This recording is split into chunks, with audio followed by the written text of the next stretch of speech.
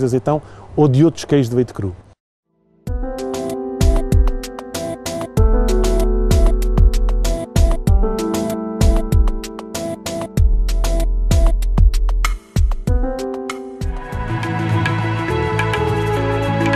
Esta é a famosa flor de cardo, que no nosso caso até é o nome da empresa também, mas isto é a que nós usamos para fazer a coagulação do leite. O que nós gostaríamos de ter era apenas isto, a parte roxa da flor de cardo, é aqui que se concentra todo o complexo enzimático. Hoje em dia, naturalmente, porque o cardo é ripado, digamos, é cortado, a flor toda, vem sempre com estas partes castanhas. Mas é aqui que se concentra um máximo de enzimas que vamos utilizar para fazer quebrar a proteína do leite, transformando-a numa rede, num gel, que depois vamos usar no fabrico do queijo, chamamos-lhe assim. É este uma matéria-prima essencial, fundamental e diferenciadora. O leite cru e o cardo são talvez as duas principais razões que originam as características do queijo de azeitão.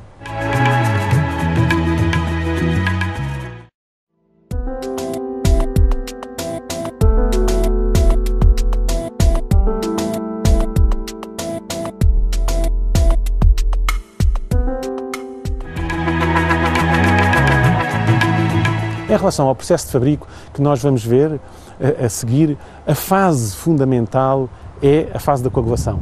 Todas as fases, no fundo, são fundamentais, mas na fase de coagulação é uma fase primordial. Ali não se pode fazer um bom queijo de um mau leite, mas pode-se estragar um bom leite se o trabalharmos mal.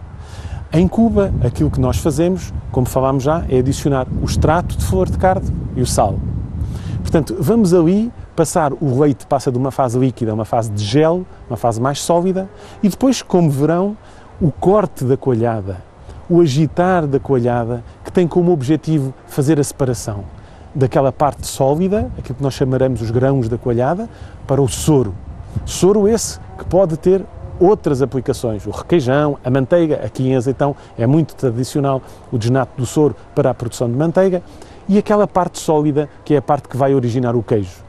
É a parte que vai ser trabalhada, é a parte que nós, no nosso caso, é feito esse trabalho de uma forma mecanizada numa cuba. Anteriormente, o mesmo trabalho era feito à mão e, reparem, não existe nenhuma diferença naquilo que se obtém feito à mão ou feito em cuba. Nenhuma. São apenas maneiras diferentes de chegar ao mesmo ponto. Qual é? Separar soro, que eu não preciso, livrar-me daquele soro e concentrar aquilo que de bom, que de melhor estava no leite, numa parte sólida. Eu preciso retirar-lhe água para que ele depois se conserve.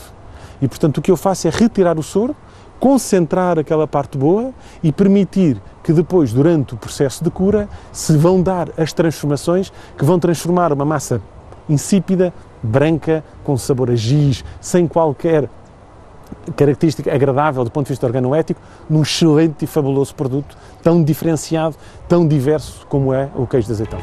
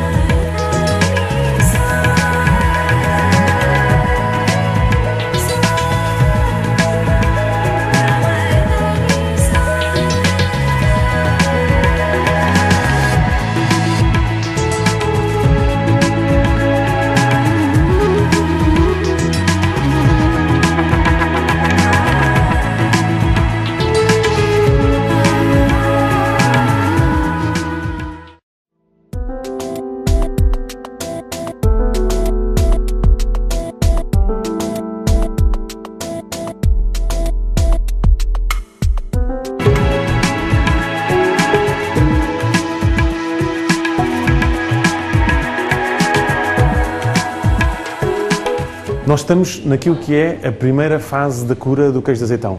O queijo de azeitão tem à semelhança, aliás, de alguns outros queijos tradicionais portugueses, faz a cura em 2 fases, com condições de umidade e temperatura completamente diferentes. Portanto, esta primeira fase é feita numa temperatura mais baixa, portanto é uma câmara mais fria e com uma umidade mais alta.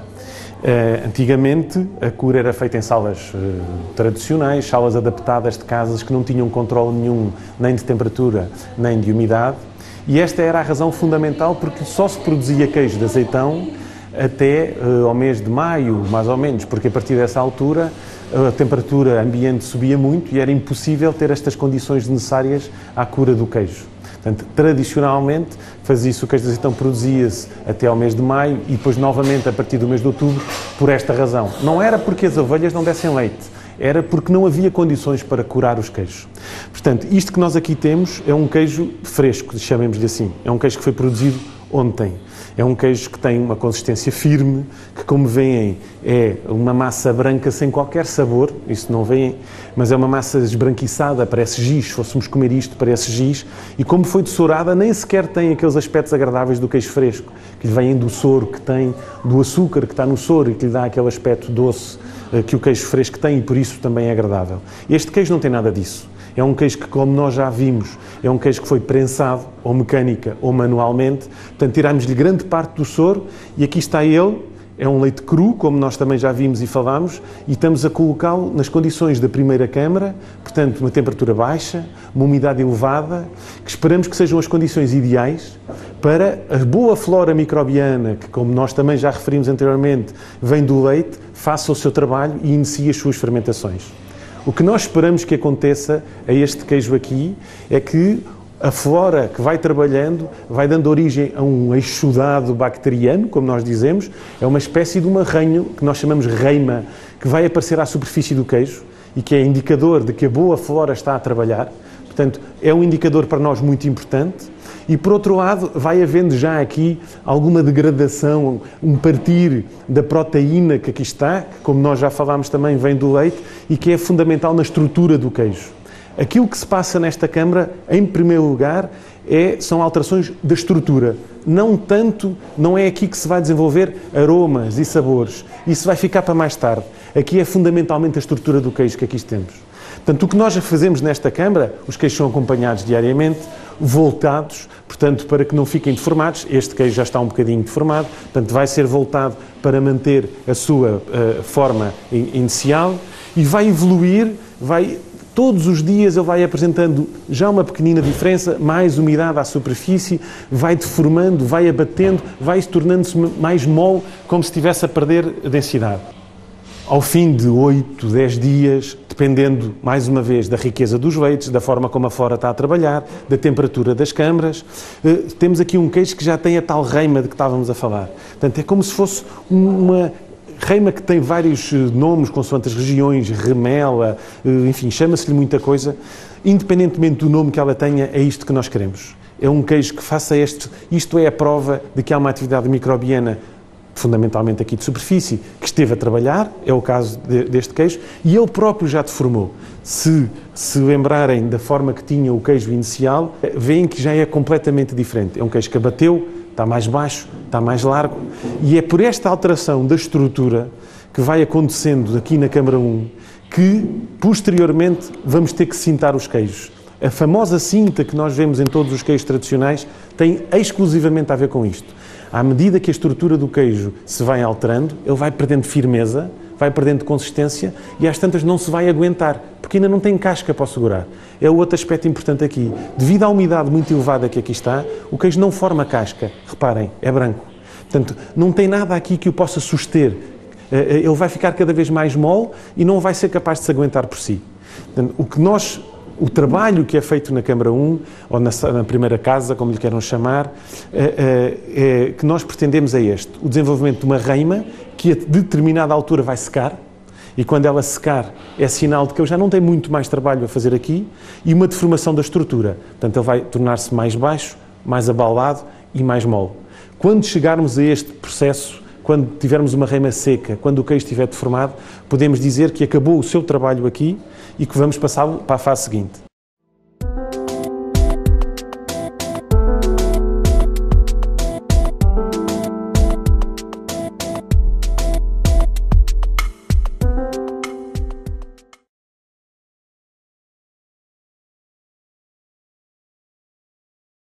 Depois de os queijos terem naquela primeira fase, portanto, na primeira câmara, que como vimos vão perdendo estrutura, vão ficando mais moles e vão desenvolvendo a reima, para passar para a segunda fase, portanto para uma fase diferente, mais quente e mais seca, onde vão fazer o seu acabamento, vamos chamar-lhe assim, entre as duas fases são lavados.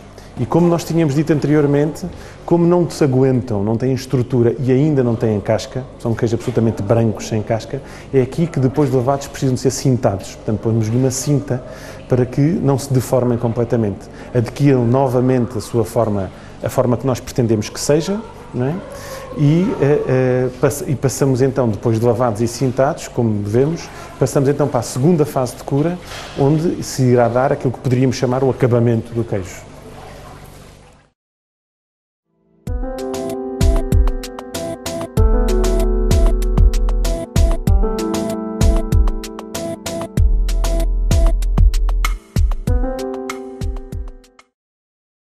Portanto, nós aqui estamos naquilo que é aquilo que antigamente se chamaria a Casa da Seca.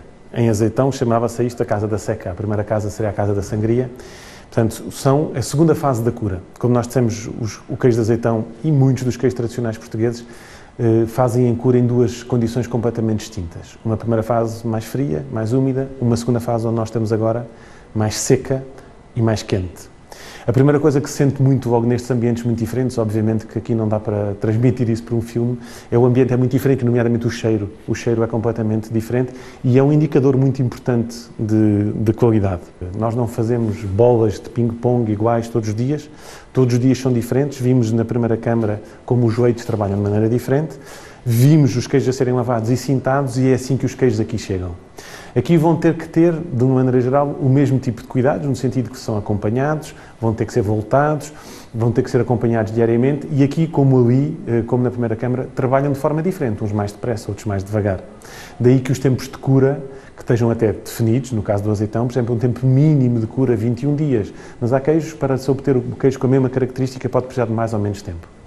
O que se passa aqui é, nesta câmara, os queijos vão começar a adquirir casca e aqui vai-se completar o trabalho que vinha sendo feito dali e, portanto, aquela estrutura da proteína, que era aquilo que dava estrutura, corpo ao queijo, que ali foi partida, aqui vai começar a passar por uma fase, então, mais amanteigada. O queijo de azeitão é um queijo de textura amanteigada, com uma pasta amanteigada.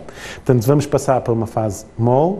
Por outro lado, a transformação mais evidente aqui é que os queijos ganham casca. Portanto, os queijos vão passar daquele branco completamente para um queijo como nós o conhecemos, no fundo. As transformações nos queijos são da atividade da flora microbiana. Não só, também do coagulante, que como nós vimos no fabrico, no caso do azeitão, usamos o cardo, uma originalidade que outros queijos portugueses usam, mas é uma originalidade no sentido, quando se fala no mundo, só esta região aqui é que usa, portanto nós e um bocadinho de Espanha, nós Portugal e um bocadinho de Espanha que usa. Portanto o cardo ainda está aqui a fazer o seu efeito, mas os queijos vão aproximando-se daquilo que nós desejamos, mas até lá toda esta flora vai desenvolver, nomeadamente colorações ou encarnados, ou colorações encarnadas, ou rosadas, ou esverdeadas, tudo isso pode aparecer durante esta fase de cura e os próprios queijos podem desenvolver, por exemplo, gás, atividade microbiana